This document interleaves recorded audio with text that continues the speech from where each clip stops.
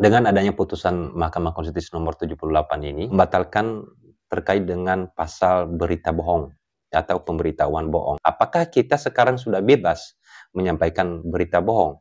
Jangan dulu teman-teman merasa senang ya. Baik, kita jumpa lagi pada video kali ini.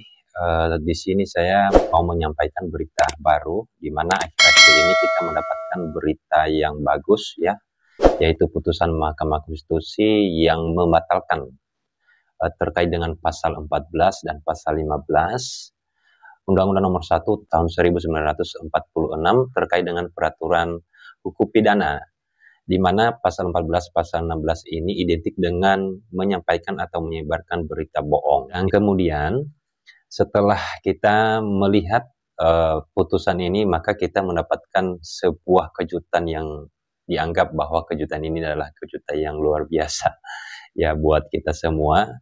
Karena kenapa? Ya selama ini banyak yang kemudian menjadi korban, yang kemudian terjerat dengan pasal 14 dan pasal 15 Undang-Undang Nomor 1 Tahun 1946 ini terkait dengan peraturan hukum pidana. Nah, teman-teman, di mana di dalam putusan Mahkamah Konstitusi nomor 78 yang diucapkan pada tanggal 21 Maret tahun 2024, yang beberapa hari yang lalu, di mana dalam amar putusan Mahkamah Konstitusi tersebut di poin 3 mengatakan bahwa menyatakan pasal 14 dan pasal 15 Undang-Undang Nomor 1 Tahun 1946 peraturan hukum pidana bertentangan dengan Undang-Undang Dasar 1945 dan tidak mempunyai kekuatan hukum mengikat. Lalu kita lihat apa bunyi dari pasal 14 Undang-Undang Nomor 1 Tahun 1946 ini, yang kemudian yang lebih identik sebagai berita bohong, yang menyebarkan berita bohong. Di pasal 14 ini ada dua ayat. Pertama, ayatnya mengatakan barang siapa dengan menyiarkan berita atau pemberitahuan bohong dengan sengaja menerbitkan keonaran di kalangan rakyat, dihukum dengan hukuman penjara setinggi-tingginya 10 tahun. Nah, kemudian ayat 2 mengatakan barang siapa menyiarkan suatu berita atau mengeluarkan pemberitahuan yang dapat menerbitkan keonaran di kalangan rakyat, sedangkan ia patut menyangka bahwa berita atau pemberitahuan itu adalah bohong, dihukum dengan penjara setinggi-tingginya 3 tahun. Kemudian di pasal 15-nya, barang siapa menyiarkan kabar yang tidak pasti atau kabar yang berkelebihan atau tidak lengkap, sedangkan ia mengerti setidak-tidaknya patut dapat menduga bahwa kabar demikian akan atau mudah dapat menerbitkan keonaran di kalangan rakyat, dihukum dengan hukuman penjara setinggi-tingginya 2 tahun. Nah, saya sampaikan bahwa dengan adanya putusan Mahkamah Konstitusi nomor 78 ini, jangan dulu merasa senang ya. Jangan menganggap bahwa kemudian terkait dengan pemberitahuan bohong adalah atau adanya pengumuman bohong itu sudah bebas sekarang, sudah bisa kita melakukan. Nah, harus mengetahui bahwa di dalam Undang-Undang ITE ya nomor 11 tahun 2008 tentang ITE, kemudian ada 2 kali dilakukan perubahan. Bukan perubahan lagi pada tahun 2024. Makanya saya sampaikan awal bahwa jangan kemudian merasa gembira dulu dengan adanya putusan Mahkamah Konstitusi yang mengatakan terkait dengan pasal berita bohong atau pemberitahuan bohong. Kemudian dengan sudah dibatalkan pasal 14, pasal 15 Undang-Undang Nomor 1 Tahun 1946 ini, apakah kita sekarang sudah bebas menyampaikan berita bohong? Sudah bebaskah kita menyampaikan pemberitahuan bohong? Sudah bebaskah kita menyampaikan pengumuman bohong? Nah, teman-teman, saya perlu menyampaikan ini bahwa dengan adanya perubahan Undang-Undang ITE, yaitu sekarang perubahan kedua, maka terkait dengan pemberitahuan bohong yang disampaikan melalui elektronik dapat dipidana penjara, teman-teman ya. Jadi ini bukan berarti kita dikasih kebebasan, dikasih leluasan untuk menyampaikan berita-berita bohong.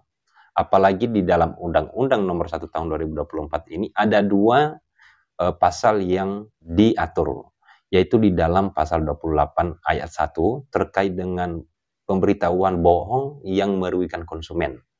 Nah, yang kedua adalah pemberitahuan bohong yang mengakibatkan terjadinya kekacauan atau terjadinya kerusuhan di kalangan rakyat.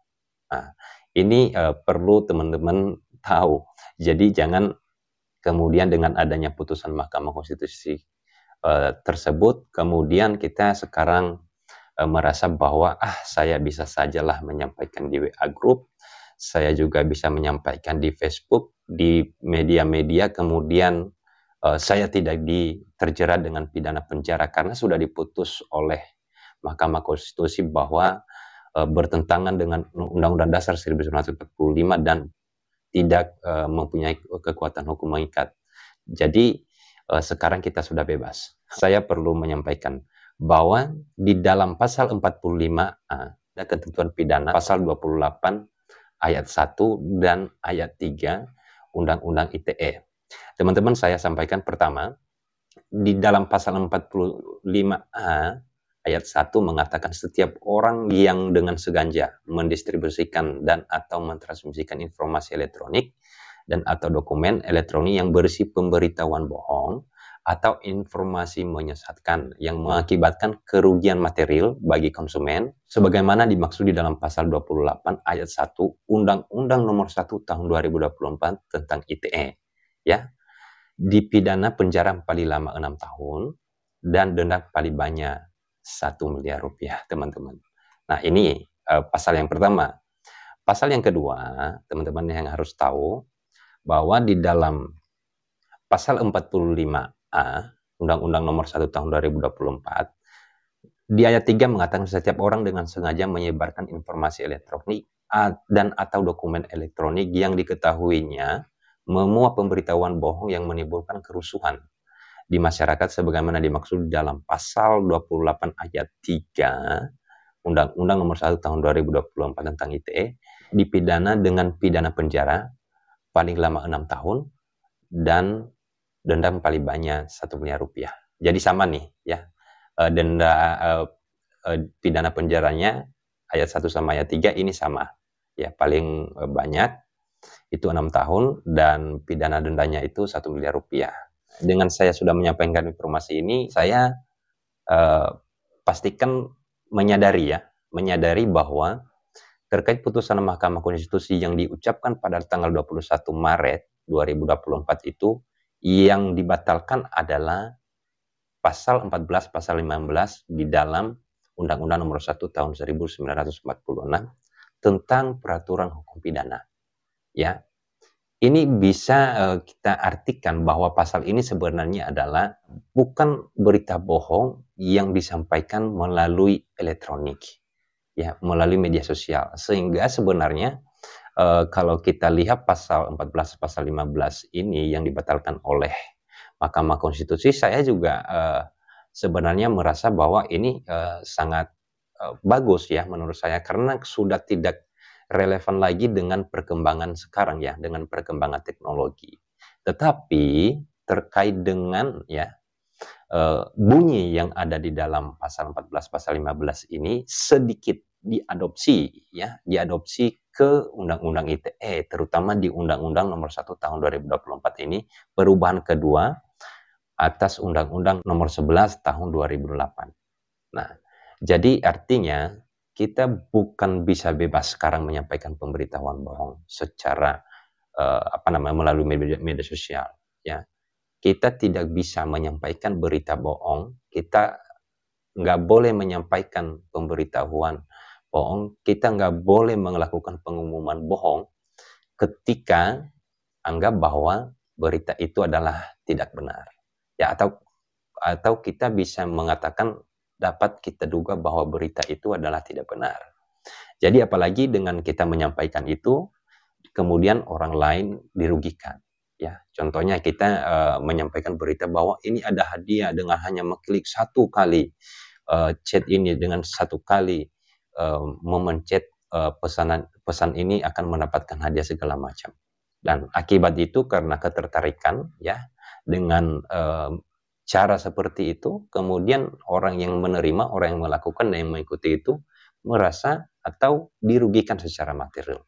maka dapat dikenakan dengan pasal 28 ayat 1 Undang-Undang ITE nomor 1 tahun 2024. Itu informasi dari saya buat semuanya. Semoga bermanfaat ya video ini, dan semoga kemudian dapat membantu semuanya terkait dengan berita atau pemberitahuan bohong yang disampaikan melalui elektronik, dan juga terkait dengan putusan Mahkamah Konstitusi tanggal 21 Maret 2024 kemarin. Terima kasih buat semuanya, dan sampai ketemu lagi di video berikut.